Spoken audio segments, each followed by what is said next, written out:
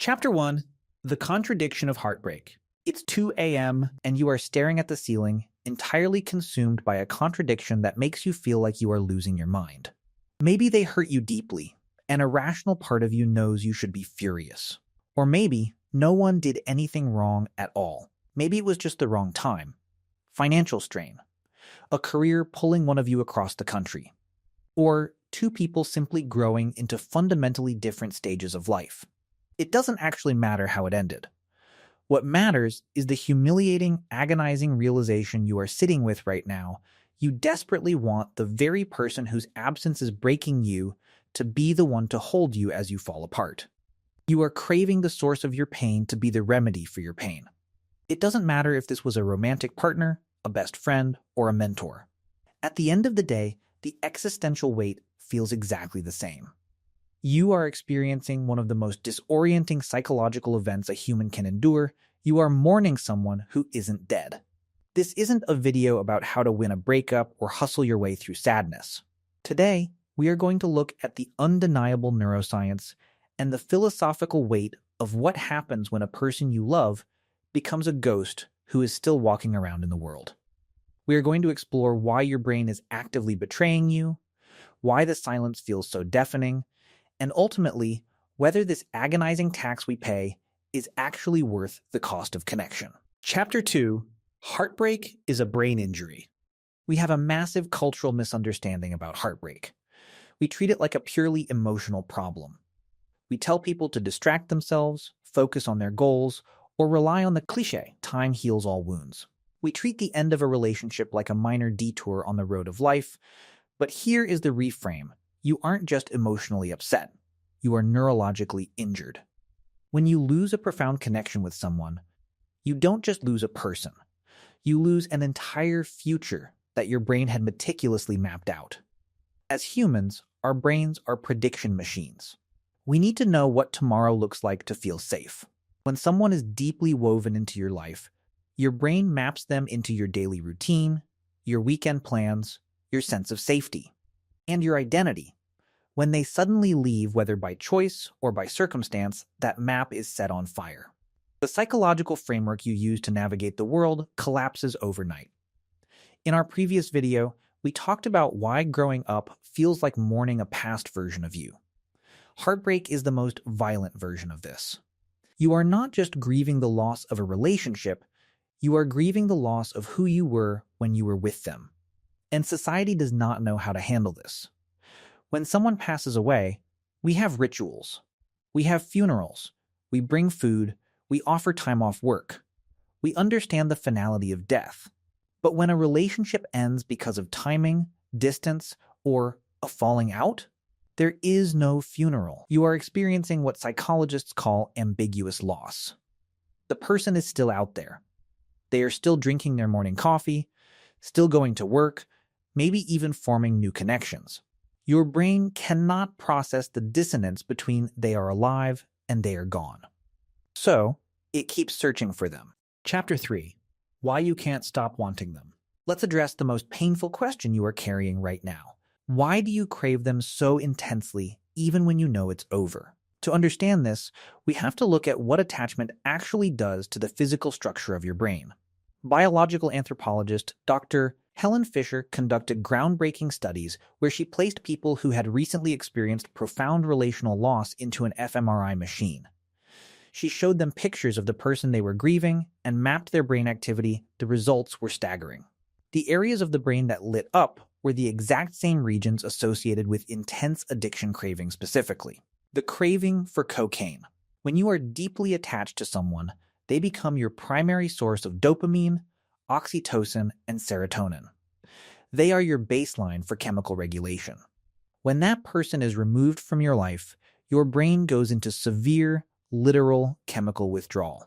Your logical prefrontal cortex knows the relationship is over. It knows the timing was wrong or that the dynamic had become toxic. But your primal survival brain does not care about logic. It just knows that its primary source of comfort and regulation has been suddenly cut off. This is why you want them to be the one to comfort you. Chapter 4: Why Heartbreak Literally Hurts. Your brain is desperately, blindly seeking homeostasis. But it goes even deeper than brain chemistry. It becomes physical. If you are feeling a literal aching in your chest, a heaviness in your lungs, or an inability to keep food down, you aren't being dramatic. Studies from the University of Michigan have demonstrated that social rejection and the loss of connection activate the exact same sensory processing centers in the brain as physical pain. In fact, the pain is so biologically real that studies have shown over-the-counter painkillers like Tylenol can actually reduce the emotional agony of heartbreak. Chapter 5. The silence after they leave. Your body, on a neurological level, cannot tell the difference between a broken heart and a broken arm. But understanding the science only takes us so far. We have to look at the philosophical weight of this silence. In our video about the modern war on boredom, we discussed how terrifying it is to sit alone with your own mind. Heartbreak forces this upon you. When the relationship ends, the shared inside jokes, the constant communication, the comfortable noise, all of it stops. You are left standing in a sudden, deafening silence. And in that silence, the ego tries to make sense of the grief. If the timing had just been different, if I had just been more successful, if I had fought a little harder, would they have stayed? Philosophy teaches us a harder, more liberating truth. The Stoics had a core principle about the dichotomy of control. You cannot control external circumstances. You cannot control timing, the economy, the distance between two cities, or the way another person's internal world shifts and changes over time. Craving them, or agonizing over what-ifs, is often just a desperate attempt to regain control over a narrative where you feel powerless. But the fact that a relationship ended does not invalidate its meaning. The fact that you were able to connect with someone so deeply is a testament to the depth of your own character and capacity to love. Chapter 6 is Love Worth This Much Pain? Which brings us to the final, looming question. When you are sitting in the wreckage of an ending, dealing with the withdrawal, the physical pain, and the identity crisis, you have to ask, is it even worth it? If connection comes at such a massive, devastating cost, wouldn't it be better to just shut it off? Wouldn't it be safer to never fully invest? To keep people at arm's length so you never have to feel this kind of paralyzing grief again? I am not going to sit here and give you toxic positivity. I am not going to tell you that this pain is a beautiful lesson or that everything happens for a reason. Grieving the living is exhausting. It is a long, non-linear, deeply unfair process. But the truth, the honest, unavoidable truth, is that yes, it is worth it. Dr. Bren Brown's research on human vulnerability reveals a terrifying reality about our emotions you cannot selectively numb. If you build a fortress around your heart to keep out the grief, the anxiety, and the pain of heartbreak, you are using the same bricks to block out joy, deep connection, and profound meaning.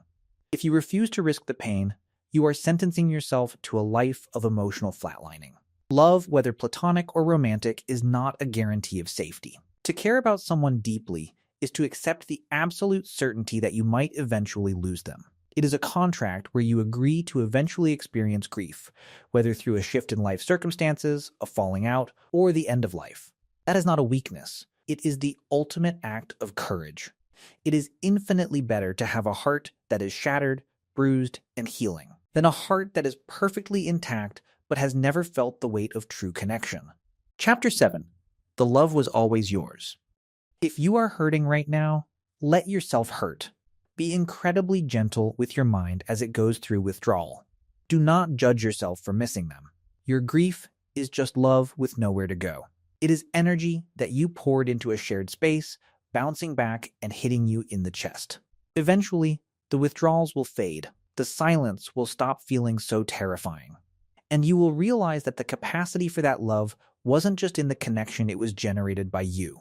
And because you generated it, it still belongs to you. What is one thing you are learning about yourself in the silence they left behind? Share your experience in the comments below. And if you wish to continue exploring the depths of the mind with us, consider subscribing. Until next time, find your way within.